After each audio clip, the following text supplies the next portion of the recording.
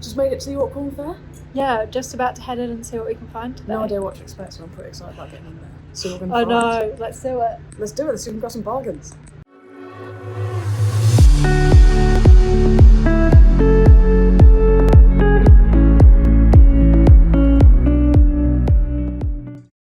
I feel like this was a very, very early start for Roman Found. I mean, we don't even get up this early for digging. No, we don't, so it just shows how dedicated we are to coins. But yeah, this is the beginning of our journey. So we're making the way from Lincoln to York. As the sun rises, going down the Roman road, quite picturesque sceneries, to be honest. Yeah, it was kind of cool to think about, like, the legions, like... Well, we're basically doing the Roman Doing commute. the march up, the Roman commute. We're doing the Roman commute, that's what it is. Oh yeah, and very importantly... Essential stop for coffee and breakfast. Yeah. Most importantly, coffee. Roman Found does not function well on an early morning start. Was needed a mocha and what did you get? A cappuccino.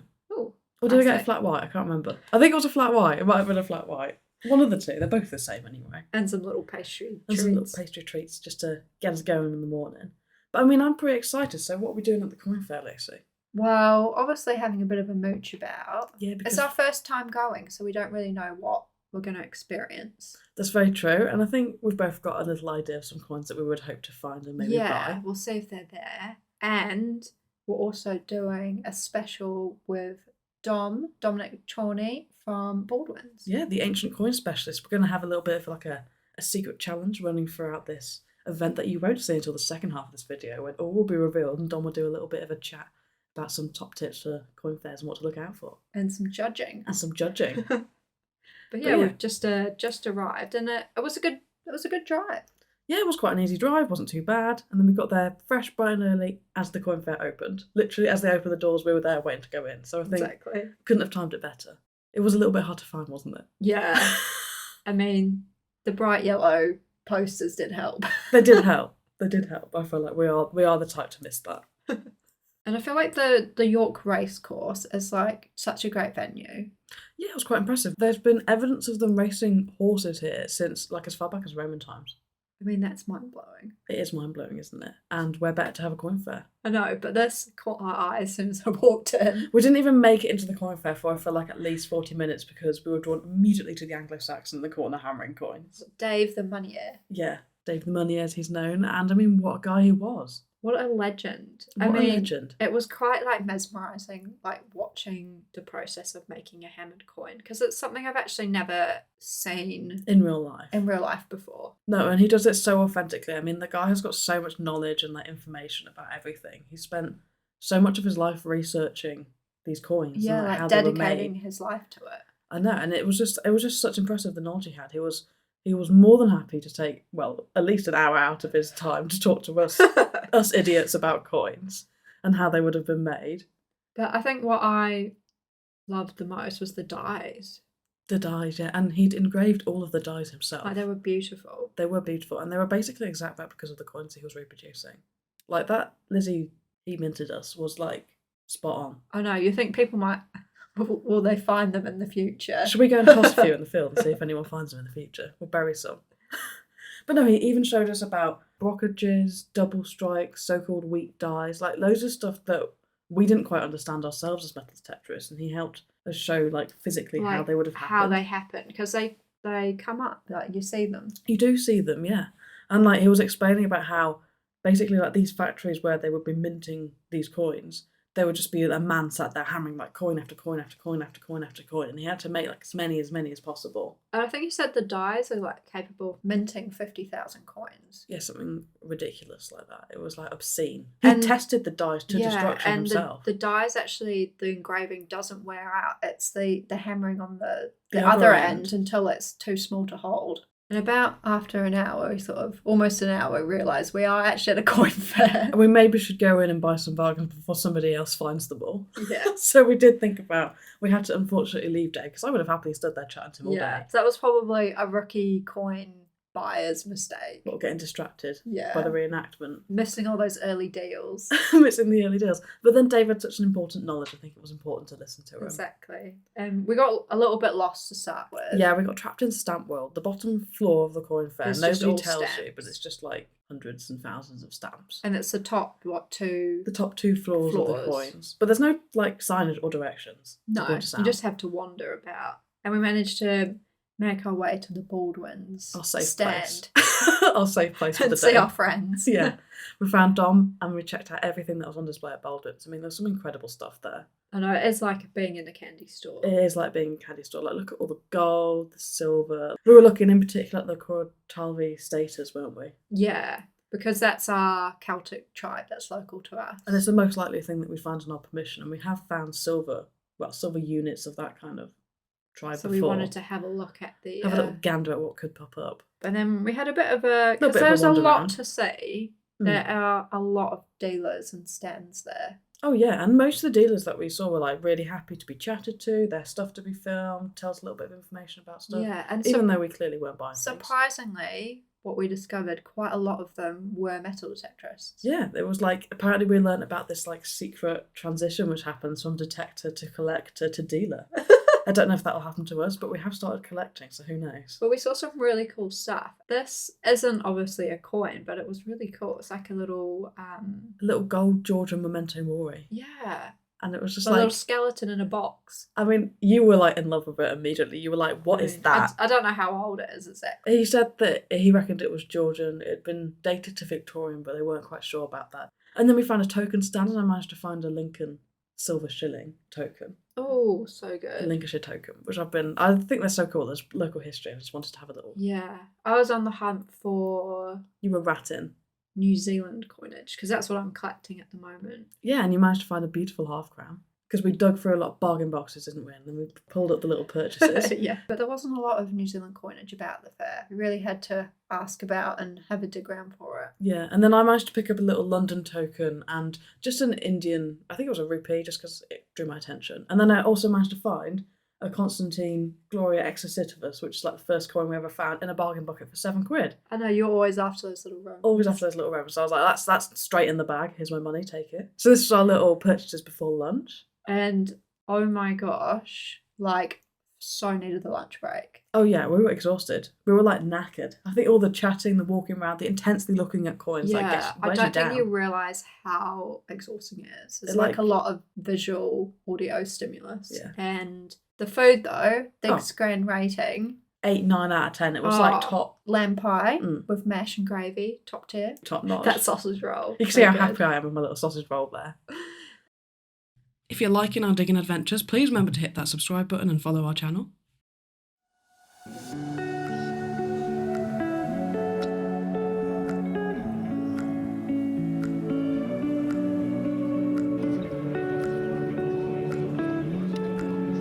There you go.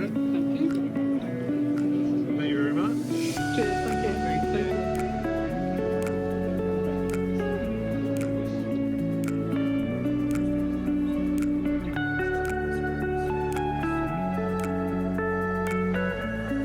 So we've been doing a little game whilst we've been looking around the coin fair, haven't we? Yeah. So we've been doing who can buy the best thing for around 20 or 30 pounds. Around. Around 20 to 30. In between. The budget is 30. Yeah, the budget is 30, but then I feel like the value can come into it on what's better. So we're sat here with Dom, the ancient coin specialist from Baldwin's. Dom's going to be our judge. So that's your going to be Try my best. Yeah. Although I genuinely have no idea what you've got. Yes, this is what The reveal. the reveal. So would you like to look at Lucy's first then? Is this one? Yeah, that's Lucy's, yeah. I went for something a little bit unusual. Lucy's discovered a new passion whilst we've been here. So this is an enamelled Threepenny bit silver properties Yes. of Queen Victoria, dated 1887. It's expiring. It's so small. I feel like that was one of the things that drew you to it, though. Well, I feel like with the enamel, some of them are really quite on the higher end of the scale up to like In terms of value, Yeah. what crowns. yeah, what you're paying for the Yeah, or quite pricey. And if they're done well, they can be worth over £100. So Yeah, we've seen some at like £200 to £300. Yes. seems like a lot, but the amount of time and effort that went into these is quite a lot. So it does make sense. Challenging on a 30-pound budget. Yeah, so you managed to get a very pristine Victoria rabbit that's been gilded, and then it's been, the person who did it would have carved out the design and then filled it with enamel paint or ground up enamel and then fired it. I'm not a big fan of these. And I thought it'd be controversial. I don't like them very much, but I think you probably paid the right price. I paid 25. 25 was a pay though. She fell in love with it, and we had to go back like twice. Right. And I was 25. Yeah. Right, let's put that to the side. And then do you want to see what I got? So I've got 2 things that could enter the... 2? Well, no, I've got I've got to pick one. Okay, I'll pick. There we go. Done. This is something I like a little bit more. Yes, I'm on A bit more with the arts realm. I bought for the judge. So this is the Roman silver denarius of the Roman Emperor Antoninus Pius. He's got a very distinctive portrait to a beard. I just love the cheeky portrait. Yeah, it's good, isn't it? It dates to, I can't tell you the date of the coin from looking at it, but I know that it will date from between 138 and 161 AD. Those are the years he reigned. It's very, very nice. It's what I'd describe as very fine, so middle of the road. But in the end, it's a Roman coin. What do you pay for it? £30. £30. We got a full inscription, almost, a little bit. Almost. I quite liked its like thick little... Yeah, and the thing is that the way it's split around the edges, that's not damage. That's just the way it was made, yeah. It's been struck by hand, and the metal is sort of fanned out. So there's nothing wrong with it at all. It's even got a tiny bit of residual luster in the fields. Yeah, I think you've done pretty well. If I were to sell this, I would probably ask someone in the region of 40 to 50 pounds. So, and then have a discount too. So a bargain. Unfortunately, in this task, I think that Lucy is unfortunately the loser. I told you. It was a curve. It was a curveball. You went for something. I do like the enamel. I did also not mention that the enamel on the 3 is a little bit damaged. I did notice that. Yeah, so that hurts it as well. Not a big fan. That's okay. Fine. It's okay. I feel like you've done pretty well done, Ellie. Thank you. Well done, Ellie. But yeah, thank you, Dawn, for judging the competition. Not competition. I'm very glad I'm the winner. What have I won? The honour. Oh, is it just the honour? I did win the honour.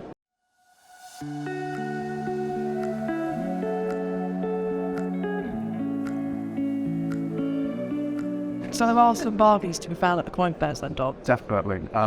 I have bought plenty this time. It's been a good show. Big turnout. Lots of people buying and selling. I did pick up something very nice.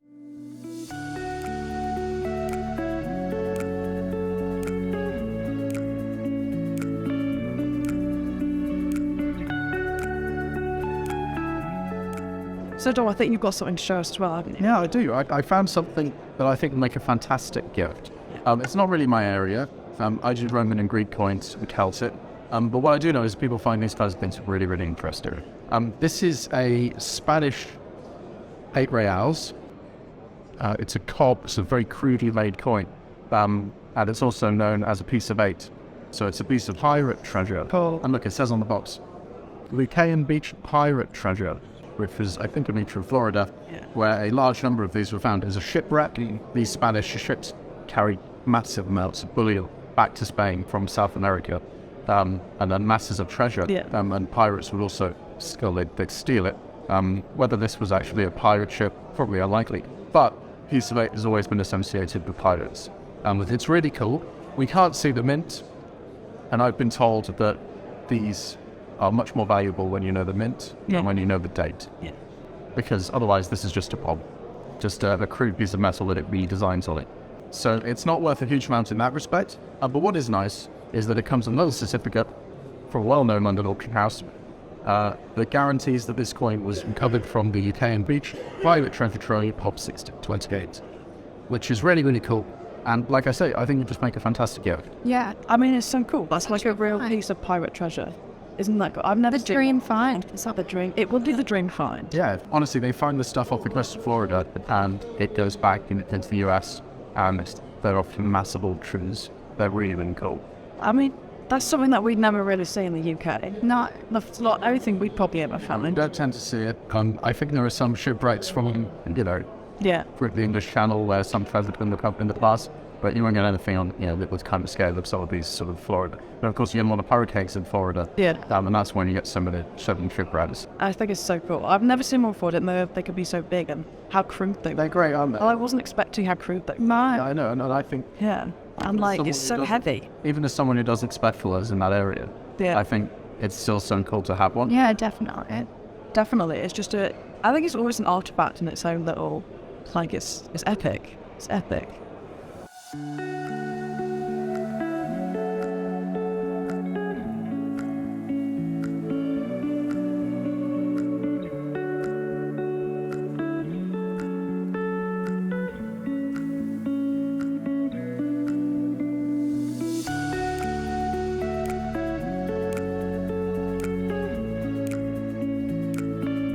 That is a find. That is a I fun. paid 60, so I've quite pleased. I think that's a bargain, Dom. That's definitely I a think bargain. Dom's won. Dom knows what he's looking for. Dom knows we're rookies. It's not really my area. Sometimes when you see something, you just go, I just love the fact there's pirate treasure. I love the fact it's come in its own little box. Yeah. it's fun. I wish mine came in a little box. I'd have to get a little Get box. some, really cool. find some. Yeah, we'll find us some here. So it's been a good coin fair then. Lots of interesting stuff has It's been really busy, Yeah. and we're only halfway through it. Yeah. There's still tomorrow, And yeah, which will probably be a bit quieter, but Yeah. still. is today your main day? Just today's the main Yeah. day. Yeah, we set up yesterday. We're here, it's at 4 o'clock today, and then tomorrow we're here until, I think, 3 or 4, whenever it closes. But look, what a fantastic venue. I know. Yeah. It's a beautiful day. It's stunning. And lots of natural light here as well, so it's good to see the coins in natural light. Yeah. Yeah, definitely. We've had a great time. We've had a great time looking around. Yeah, you found some amazing stuff. Yeah, are you impressed? I just about watches. Most of it, apart from Lucy's gaudy from them. Some people collect these. And Lucy. Me now. She's got her eye on a few. She sees some nice florins and half crowns. yeah, just because they're not my kind of thing. In fact, I know a dealer in America who, whenever he sells a coin, or whenever any dealer sells a coin, they put a token or something in the space to show that the coin's gone, so they don't say no, there aren't any missing. And I know a dealer in America who deals in A3 coins, but he has probably 50 of these enamel coins that he puts in place when he sells a coin, and they're all different sizes, florins, half crowns. So that's so Really, really. Yeah, it's a nice little coin. So it's our first coin fair. Do you have any tips for if anybody was to come to a coin fair for the first time, or what they could look out for? Do they need to do research before? Yeah, I think when I used to collect, I think you just go in open-minded. Yeah. You don't necessarily go in with the intention of buying something specific, unless you've seen it on a dealer's website. You know you're going to be going to look at it. If you're thinking, I'm going to try and find the Denarius of Claudius, or a particularly rare coin, you're probably not going to find it. Yeah. So it's good to have an open mind, and just go in, see what's around, always be there first thing, because otherwise you better sell. So try and get there first thing, and really have a good look around, and don't spend too long at each take. Just spend a few minutes having a quick look, and if it's an area that you really like, then you can look at proper detail. But I think it's important to really zoom around as quickly as you can at the start. You can miss things, but at the same time you can catch things. Yeah. I think that's good advice. That's basically what we did. Yeah. We had a whip around, and then we did a second whip around, and then we did the buy. I mean, some people will spend half an hour in every table and methodically. But yeah, I think if you try something around quite quickly, you can always go back, and you might regret using something like 3 and 4 minutes just because it was slow or two. Everyone has their own way of doing it. Thanks for the advice, Dom. And thank you for taking the time to sit down. I'm sure you're very busy and need to get back to your table. Got sent to do A couple of hour and a half left. No, I'm really happy to talk about it. It's good fun.